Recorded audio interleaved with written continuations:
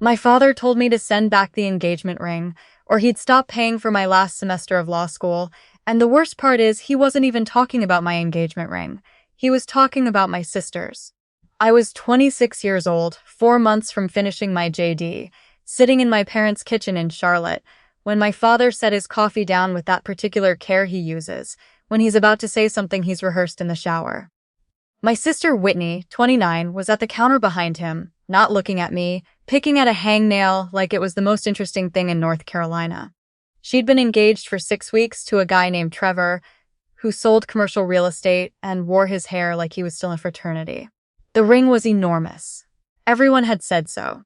Everyone except me, apparently, because somewhere between the engagement party and this Tuesday morning, Whitney had decided that my silence on the subject of her ring was actually a coded insult, and she had gone and cried about it to our parents, and our parents had decided that the appropriate response was to threaten my education over it. That's not an exaggeration. That's exactly what happened. Here's the part that still makes my jaw tighten when I think about it. At her engagement party, someone, I don't even remember who, some cousin of Trevor's, asked me what I thought of the ring, and I said it was beautiful, which it was. And then I made one small joke, something like I hope the insurance is paid up. Because the thing was the size of a knuckle, and Whitney has never once in her life kept track of a piece of jewelry for longer than a season. It was the kind of comment you make at a party. It was the kind of comment Whitney herself would have made about someone else's ring. I know this because she has, many times, about other people's rings, other people's renovations, other people's vacations. Whitney has spent her whole life narrating other people's choices like a color commentator, and somehow it had never once occurred to anyone in my family that this might be a two-way street. But apparently my joke had traveled. It had gone from Trevor's cousin to Trevor to Whitney to my mother, gathering weight and venom at every stop, until by the time it reached my father it had become, in his words, you mocking your sister's happiness in front of her future husband's whole family. I want to be honest about something before I go further. Because honesty is the only thing I have left from that house that nobody can take back. I did not handle every part of this perfectly. When my father first brought it up, I laughed, because I genuinely thought he was joking, and that laugh, I think, did more damage than the original comment ever could have. To him, it looked like I didn't take it seriously. To me, it looked like the only sane response to my family staging an emotional intervention over a ring joke.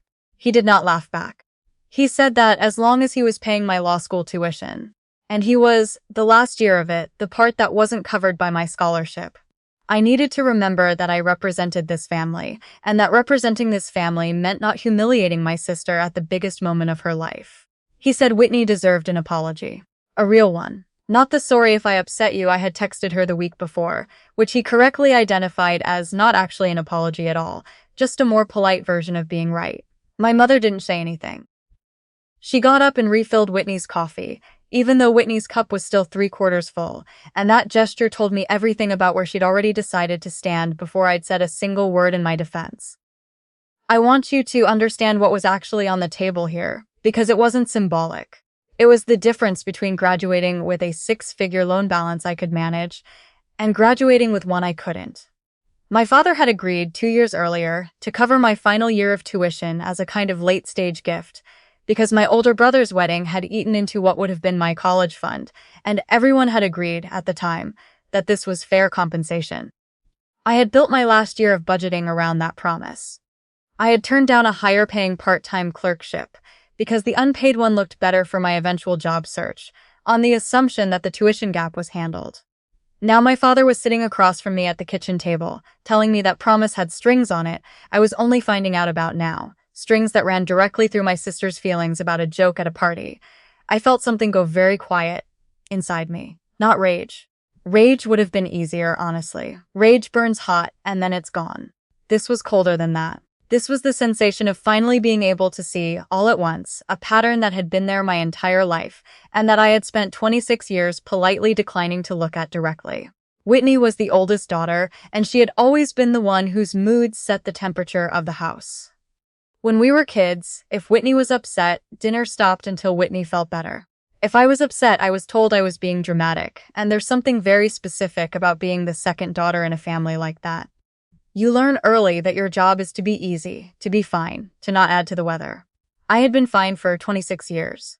I had skipped my own junior prom because it landed on the same weekend as Whitney's college move-in, and someone needed to help carry boxes, and it obviously wasn't going to be her because she got overwhelmed by stress easily, and I didn't. Or at least that was the story everyone told. I had spent 4 years of undergrad calling home every Sunday, and somehow every single call ended up being about something happening in Whitney's life. Her breakups, her job changes, her latest crisis. And I had listened. Every time. Because that's what a good sister does. That's what a good daughter does. You make room. And here I was being told that the price of one slightly sharp joke at a party, a joke far gentler than things Whitney herself had said about my haircut, my job offers, my choice of law school, over the corporate track my father had wanted for me, was my education. I looked at my father. I looked at Whitney, who was still examining that hangnail like it owed her money. And I said one word, understood. Not I'll apologize. Not you've made your point, Dad. Just understood. Flat, like the period at the end of a sentence I had been writing my entire life without realizing it. My father nodded, satisfied, like a man who'd closed a negotiation. My mother exhaled. Whitney finally looked up at me, and there was something in her face I couldn't quite read. Not triumph exactly, more like the relief of someone who'd gotten away with something and was only now letting herself believe it. I held her gaze for 1 second longer than was comfortable.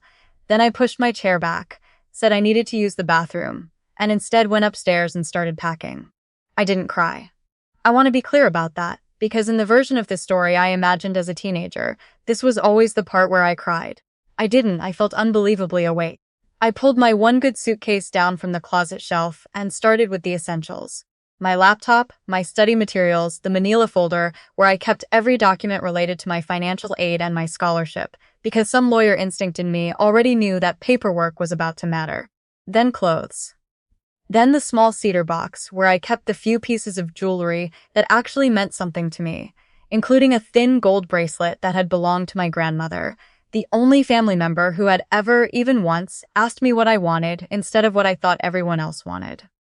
I had a friend from law school, Priya, who'd been telling me for 2 years that her apartment had a pull-out couch with my name on it whenever I needed it. I texted her at 11:40 that night. She wrote back 4 minutes later, keys under the blue planter, doors unlocked till midnight, don't apologize for any of this, just come. By 1 in the morning my car was packed. I sat in the driveway for a minute before I pulled out, looking at the house.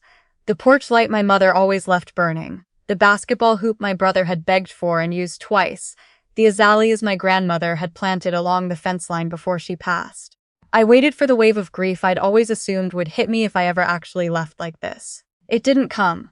What came instead was clarity, sharp and almost embarrassing in how good it felt. I drove to Priya's. I slept maybe 3 hours. In the morning, I made coffee in her kitchen and pulled out that manila folder and started looking at my options. Emergency grants, a payment plan with the law school's financial aid office, a part-time research assistant position I'd seen posted and ignored because I'd assumed I didn't need the money. Turns out I needed the money. My phone started buzzing around 8. My mother first, then my father, then my mother again. I let all of it go to voicemail. I was in the middle of an email to my financial aid office when a text came through from a number I knew immediately, even though I deleted his contact information from my phone 2 years earlier after a falling out over something else entirely. Trevor. 3 words. We need to talk. No context. No explanation of what exactly we needed to talk about. I stared at it for a long moment, genuinely confused, because as far as I knew, Trevor and I had nothing to discuss that required this kind of urgency. I hadn't said a word to him since the party. I hadn't contacted Whitney. I hadn't told a single soul outside of Priya what had happened at that kitchen table. Then my phone rang again. My father. This time I picked up. His voice was different than it had been the night before. Smaller, he said Claire, and then he stopped and started again. He said, "What did you tell Trevor?" I told him I hadn't told Trevor anything. I hadn't spoken to Trevor in over a year. I told my father, calmly, that I had packed a bag the night before and left, and that I was safe, staying with a friend, and that I would be in touch when I had something more to say than understood. There was a long silence on the line, the kind of silence that isn't peaceful, the kind that comes right before a structure gives way. Then he said he needed to call me back, and he hung up before I could respond. I sat at Priya's small kitchen table with my coffee going cold, and I waited, because some part of me, the part that had spent a lifetime reading the emotional weather in that house, already understood that something had shifted, even if I didn't yet know what. Priya didn't ask questions. She set a plate of toast in front of me and went back to grading her own practice exam like it was an ordinary Wednesday, and I have never been more grateful for a friend's silence in my life. The callback came almost an hour later. It wasn't my father. It was my mother, and she was crying. Not her usual managed, decorative crying, the kind she deployed during arguments to redirect attention, but something rawer, something that sounded almost like fear. She told me that after my father got off the phone with me, he'd gone to find Whitney to ask her, directly, what exactly Trevor thought I might have told him. And Whitney had not looked relieved to hear that I'd said nothing. Whitney had looked, in my mother's words, like she'd swallowed a stone. What came out over the next 20 minutes in pieces was this. Trevor's family had money, old money, the kind with a family business and a trust structure, the kind that runs background checks before a wedding gets announced in earnest. Not because anyone said it out loud, but because that's just what families like that do. And in the course of all that quiet diligence, something had surfaced, not about me, about Whitney's finances. She had run up significant credit card debt over the past 2 years.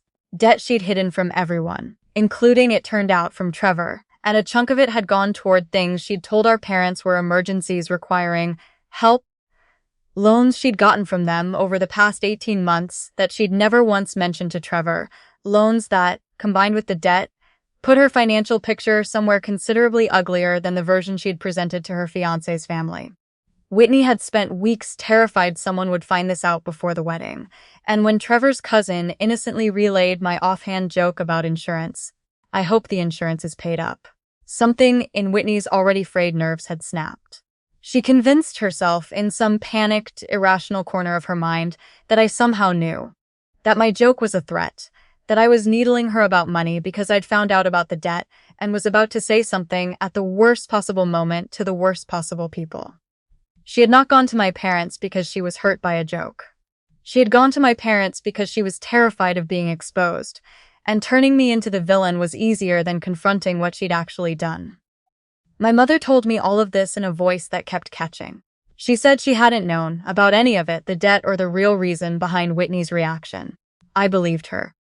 I also understood that not knowing had required a fair amount of practiced effort on her part, the same effort that had kept her from ever once, in 26 years, asking why the household weather always seemed to revolve around the same person. She told me my father was sitting in his study with the door closed. She told me Whitney had locked herself in her room. She said the house felt different, smaller somehow, like something structural had shifted overnight. I didn't say much to any of that, because I genuinely didn't know what comfort I could honestly offer. What I did say was that I needed time, and that I wasn't ready to come back, and that I wasn't sure yet whether home was even the right word for that house anymore. I told her that even if Whitney's panic had turned out to have some twisted internal logic behind it, that didn't change what had actually happened at that kitchen table the night before. My education had been used as a bargaining chip over a joke that wasn't even about what everyone thought it was about. My future had been made conditional on an apology I didn't owe, for a comment that, it turned out, had never been the real issue at all.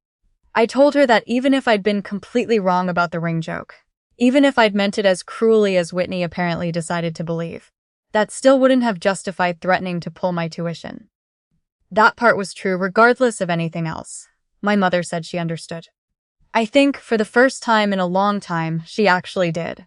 The weeks that followed were unglamorous in the way real life is unglamorous when you've just rearranged your entire support structure overnight. I met with my school's financial aid office and qualified for an emergency hardship grant that covered most, though not all, of the semester.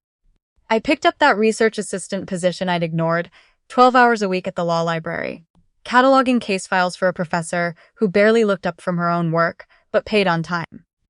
Priya refused to take rent from P and told me to pay her back someday, with a closing dinner when I made partner somewhere. I studied harder that semester than I had at any other point in 3 years of law school, not to prove anything to my father or my sister, but to the version of myself who had almost let a kitchen table conversation convince her that being easy was the same thing as being loved. My father called 2 weeks later. He didn't try to explain or defend what he'd said that night. He told me he'd been wrong, that he had let 2.5 decades of managing Whitney's moods distort his sense of what fairness actually looked like in that house, and that he was sorry, genuinely, not the rehearsed kind of sorry he usually performed at the head of the table. He offered to restore the tuition arrangement with no conditions attached. I told him I appreciated it and that I'd think about it, and I meant both parts. Whitney and I have not spoken since that week. The wedding happened in the spring, smaller than originally planned, and I wasn't there. I don't know if that was permanent or just where things stand for now.